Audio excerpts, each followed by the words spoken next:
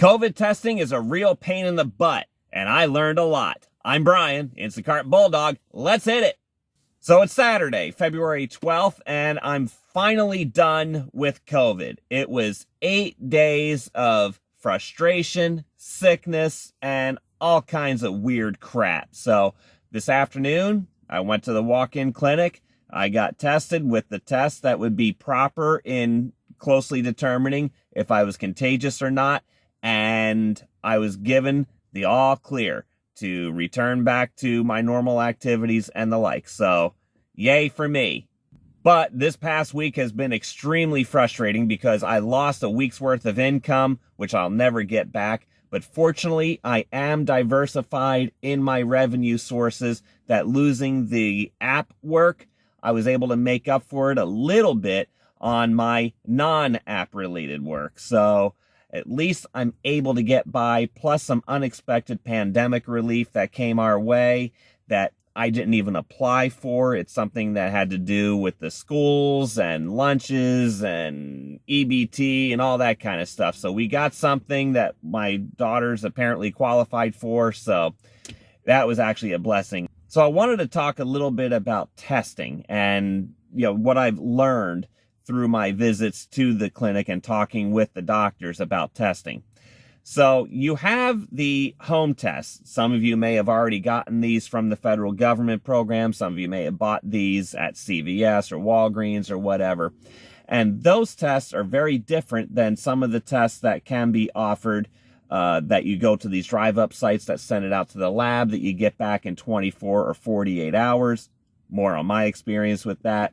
But you also have these rapid tests, and there's apparently 2 different rapid tests, and I didn't know this. A lot of the rapid tests that are offered are the same as the home test. Now, these are very different tests in what they detect, according to this doctor that saw me on Friday.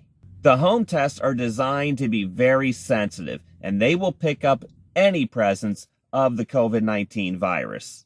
And a lot of the tests that are offered in the walk-in clinics that are rapid tests, same thing. In my case, I was given the Sienna rapid test, which is a little different. It goes further up into your nose, the one that feels like it's pushing into your brain almost. Well, that test, which is similar to what they send out to the labs, the PCR tests that take 24 to 48 hours typically to come back. This test is very similar in that because it does differentiate between a whole virus and virus particles. So this doctor explained to me that the at-home tests are picking up virus particles. It doesn't matter if it's a whole virus or pieces of virus that your body's immune system smashed to bits. The fact that there's a virus detected, the test will show a positive result. So if you're looking for a test result that will clear you to get back to work or back to whatever activities that you need to get back to, doing those at-home tests will drive you insane because the presence of those virus particles can remain for 2 weeks in your body.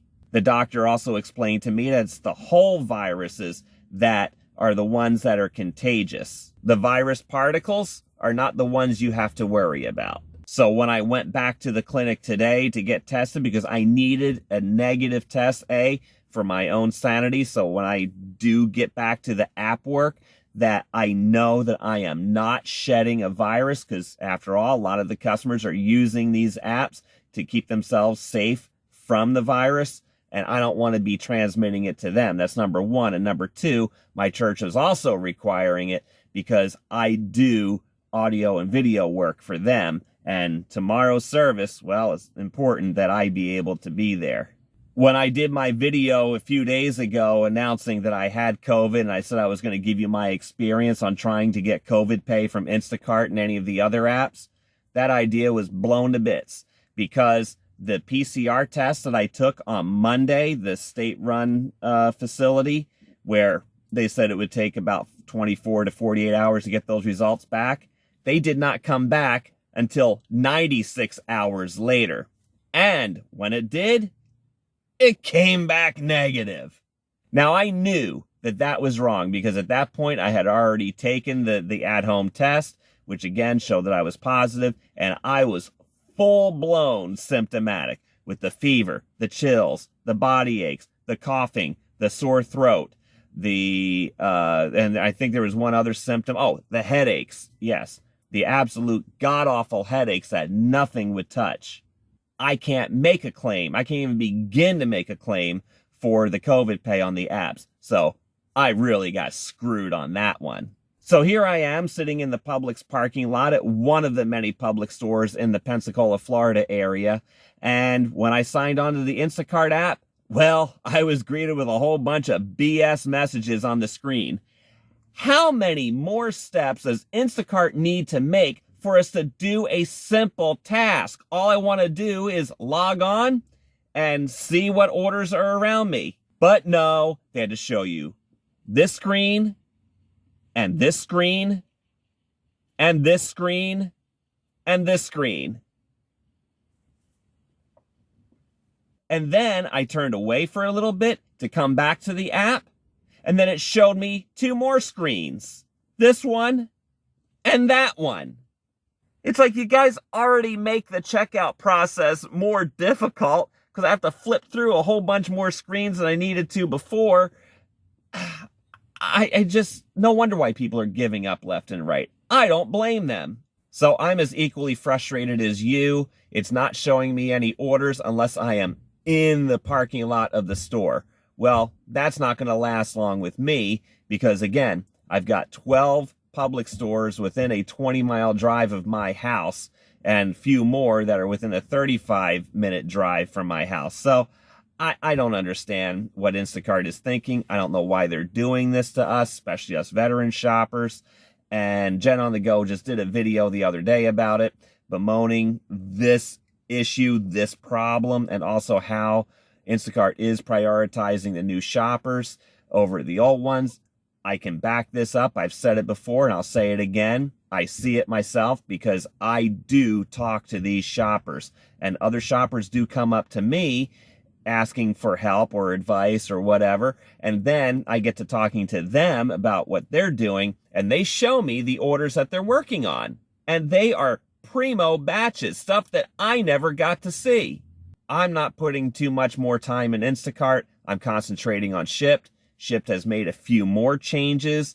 They have upped the base pay. They've made it more simple rather than putting a range of pay of, say, $9 to $11. Now it's a set dollar amount. That's what you expect to get for your base pay, plus any tips and any promo pay that you put on top of it. So I do think it's a bit of an improvement on Shipt's part as well. Plus, another thing that Shipt is doing is now forgiving your lowest rating. So that's going to help a lot, and that's going to help me a little bit too on my ratings with Shipt, because I do have a 3-star and a 4-star, and the 3 will drop off now. So that's going to put me back in great territory, which I was already considered an excellent shopper, even with that 4 and the 3, but it just makes me feel a lot better.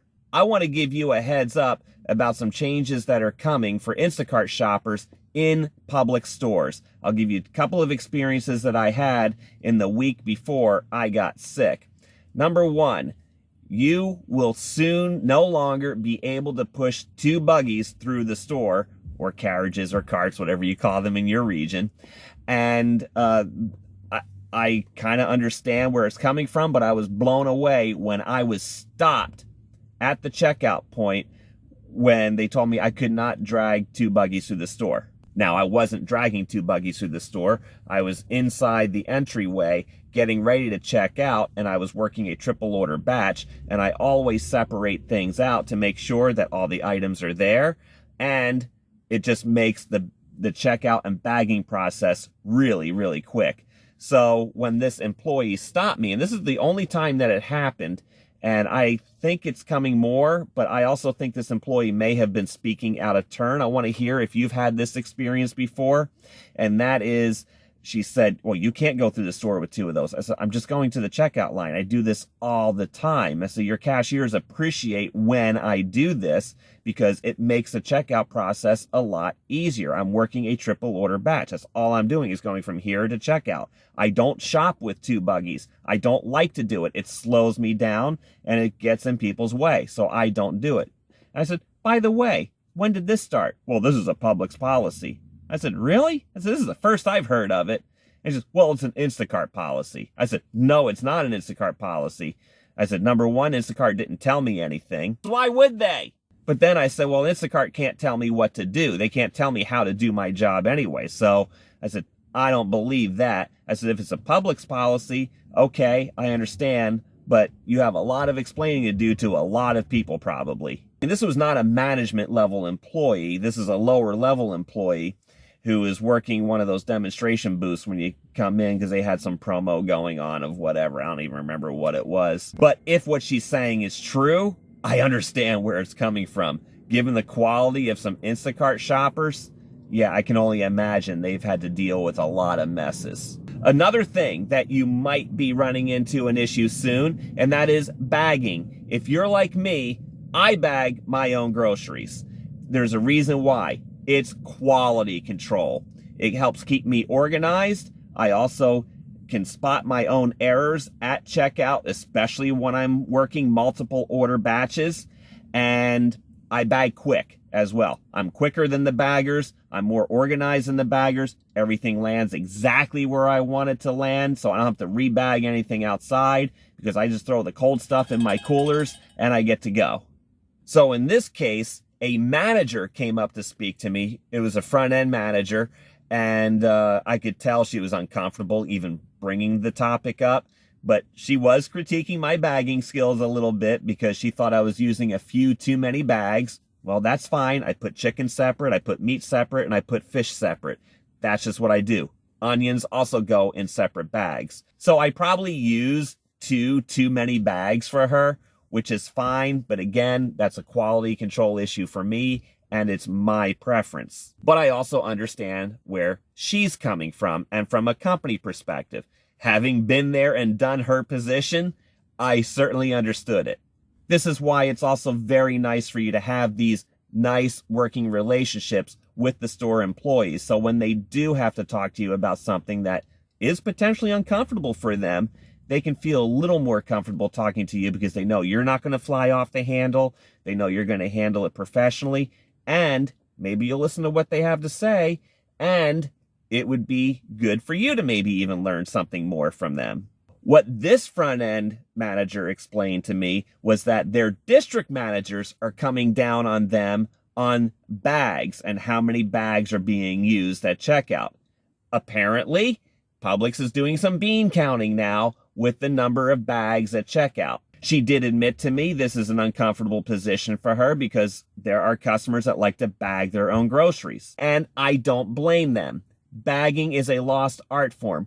Even the best supermarkets, and I've worked in them, sometimes their bagging skills just plain suck. And this is why I bag my own stuff. Even the highest ranking grocery stores can get it wrong at checkout, and that is just a bad experience for everybody, and it puts your ratings at risk. I just want to warn you that there may be changes coming down the pike if you're shopping Publix orders when it comes to bagging your own groceries. Now, I know Target has already made it a policy to not allow for double bagging. In fact, Shipped shoppers got an email about this in December explaining do not double bag groceries. Target has a new policy now to discourage double bagging of groceries and other items, and therefore Shipped shoppers should abide by those policies.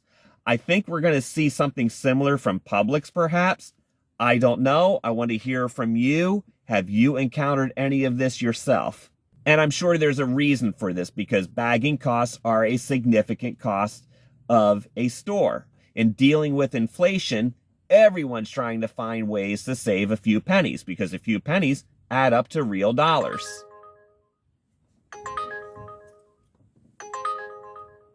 I'm not taking that. It's a Walmart order. I stay away from Walmart at all costs. And you also have to think too, these grocery stores are losing a lot of revenue because all those empty spots on the shelves means they can't sell stuff. And if they're not selling stuff, they're not generating revenue. So I can only imagine that this is starting to hurt some of these grocery stores' profits. So therefore, they're looking to cut costs, and this may be one of those areas. Of course, the big bagging debate has been going on for a long time. When I first worked in the supermarkets back in the 1990s, I got the same lecture about bagging and about filling the bags and making sure that you're not using too many, even the plastic bags, which, again, they switched. I was there when they switched from paper to plastic in order to save money. And then it didn't take long before they started hounding us about using plastic bags. But whatever, I'm going to continue to do what I'm doing. And if anybody does approach me and says something about it, then I'll respectfully, comply with their requests. Well, that was a good order. I'm going to go take that. That's an $8 Panda Express order, which is right down the bit here in the parking lot. And that's a 1.5 mile delivery. So I'm happy to take that one. I'm Brian, Instacart Bulldog. Please like this video and subscribe if you haven't done so already. Until next time, go get 'em.